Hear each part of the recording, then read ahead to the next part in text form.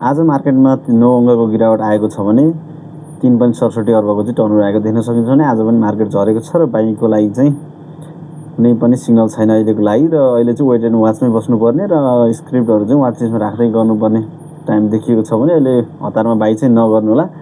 र आज micro finance सेक्टरमा चाहिँ 56% बाइङ छ भने 44% सेलिङ रहेको छ र अरू सेक्टरमा चाहिँ सेलिङ नै बढिरहेको छ। जुन हाइड्रो पावर सेक्टरमा आज 41% बाइङ छ भने 59% को सेलिङ रहेको छ र 1.86 अर्बको चाहिँ टर्नओभर छ। हाइड्रो पावर सेक्टरमा एकदमै धेरै टर्नओभर आएको छ र हाइड्रो पावरको स्टकहरू चाहिँ कुनै पनि स्टकहरू चाहिँ राम्रै बढिरहेको देख्न सकिन्छ। र ब्याङ्किङमा 34 करोडको टर्नओभर छ भने 15% को बाइङ र 85% को सेलिङ छ। डेभलपमेन्ट ब्याङ्कमा 28% को बाइङ र 72% को सेलिङ। म्यानुफ्याक्चरिङमा 37% बाइङ छ भने 64% सेलिङ रहेको छ। फाइनेन्समा 24% बाइङ भने 76% को सेलिङ रहेको छ। इन्भेस्टमेन्टमा 19% को बाइङ 81% को सेलिङ। लाइफ इन्सुरेन्समा 14% को बाइङ रहेको छ 86% को सेलिङ रहेको छ। होटल एन्ड टुरिज्ममा 28% को बाइङ रहेको छ भने 72% को सेलिङ रहेको छ। उधारमा चाहिँ 29% को बाइङ छ भने 71% को सेलिङ रहेको छ भने तपाईँले सेक्टर भन्दा पनि अहिले स्टकहरूतिर चाहिँ ध्यान दिनु होला। सेक्टर भन्दा पनि स्टक चलिरहेको देख्न सकिन्छ अहिले। र आज चाहिँ मार्केटमा चाहिँ 36% को मात्रै बाइङ छ भने 64% चाहिँ ओभरअल सेलिङ आएको देख्न सकिन्छ र अहिले चाहिँ स्क्रिप्टहरू वाच लिस्टमा राख्ने र कुनै भ्यालु स्टकहरू चाहिँ हेर्दै गर्न सक्नुहुन्छ। अहिले आज रिदीमा 66% को बाइङ छ भने 34% को सेलिङ रहेको छ। एमएमएफ डिबिएलमा पनि 70% को बाइङ रहेको छ। एसएबएनएलमा पनि 66% को बाइङ रहेको छ। डिएचएलमा पनि आज राम्रै इन्क्रिमेन्ट छ र बाइङ पनि राम्रै छ। स्क्रिप्टलाई चाहिँ हेर्न सक्नुहुन्छ। युएचडब्ल्युएमा पनि आज 90% बाइङ छ भने यो स्टकलाई पनि वाच लिस्टमा राख्न सक्नुहुन्छ। एनएससिएलमा 91% को बाइङ छ। माउन्ट एनर्जीमा 96% को बाइङ छ भने यो स्टकलाई पनि वाच लिस्टमा राख्नु होला। र टिपिके एचएललाई पनि वाच लिस्टमा राख्नु होला।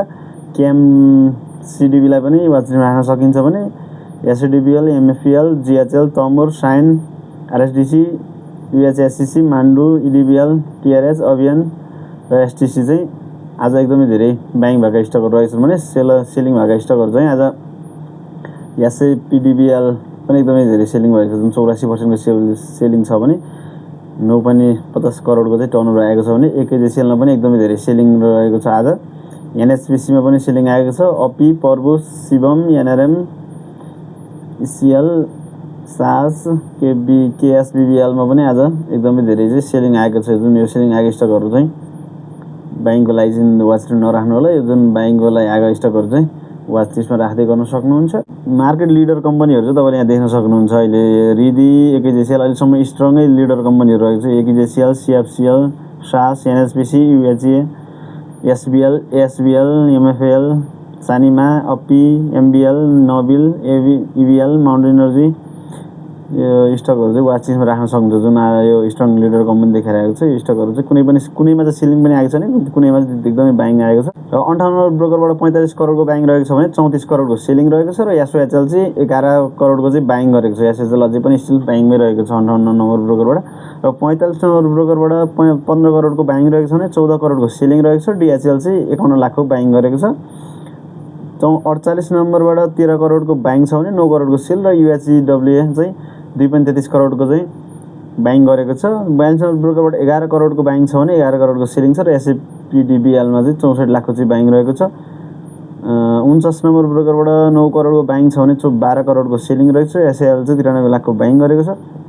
34 नम्बर ब्रोकरबाट 9.65 करोडको बाइङ छ भने 11.90 करोडको सेलिङ छ। र एसपीपीएल चाहिँ 1.48 करोडको बाइङ गरेको छ भने एसपीएललाई नि वाच लिस्टमा राख्न सक्नुहुन्छ। पछिल्लो दिनहरूमा एकदमै बाइङ आइरहेको देख्न सकिन्छ स्टकमा। 38 नम्बर ब्रोकरबाट 8.88 करोडको बाइङ छ भने 11.93 करोडको सेलिङ रहेको छ। र केबिएलमा चाहिँ 74 लाखको चाहिँ बाइङ रहेको छ। र 57 नम्बर ब्रोकरबाट 9.21 लाखको बाइङ छ भने 10.98 करोडको सेलिङ रहेको छ। र सासमा चाहिँ 60 लाखको चाहिँ बाइङ रहेको छ। 17 नम्बरबाट 9.96 5.96 चाहिँ बाइङ रहेको छ भने 9.85 चाहिँ सेलिङ रहेको छ। र एसएडिबिएल चाहिँ 46 लाखको बाइङ गरेको छ भने 32 नम्बर ब्रोकरबाट 7.86 करोडको बाइङ छ भने 7.82 करोडको सेलिङ रहेको छ। र केकेएससी चाहिँ 1.69 करोडको बाइङ छ भने आज ब्रोकरको चाहिँ लगभग बाइङ र सेल बराबर जस्तै देख्न सकिन्छ। र 58 नम्बर ब्रोकरले चाहिँ धेरै नै बाइङ गरेको छ आज। र अहिलेको लागि सेक्टर अथवा नेप्से भन्दा पनि स्क्रिप्टलाई चाहिँ ध्यान दिनु होला। स्क्रिप्टहरू चल्न थालेको छ। नेप्से घटिरहँदा पनि स्क्रिप्टहरू बढिरहेको र कुनै पनि सेक्टरको स्क्रिप्ट चल्ने हुँदा चाहिँ स्क्रिप्टहरू चाहिँ एकदमै वाच लिस्टमा राख्नु होला। जुन आरएसआईमा डाइभर्जन आएका स्टकहरू चाहिँ तपाईहरुले हेर्न सक्नुहुन्छ र अलिकति आज बाइङ आएका स्टकहरूलाई पनि हेर्न सक्नुहुन्छ र कुनै पनि स्टकको एनालाइसिस गर्नु परेमा कमेन्ट गर्नु होला र टिकटकमा फलो गरी नेप्सी मास्टर युट्युब च्यानललाई चाहिँ सब्स्क्राइब गर्न नभुल्नु होला र यो भिडियो चाहिँ आफ्नो ट्रेडिङ गर्ने साथीहरूलाई चाहिँ शेयर गर्न नभुल्नु होला।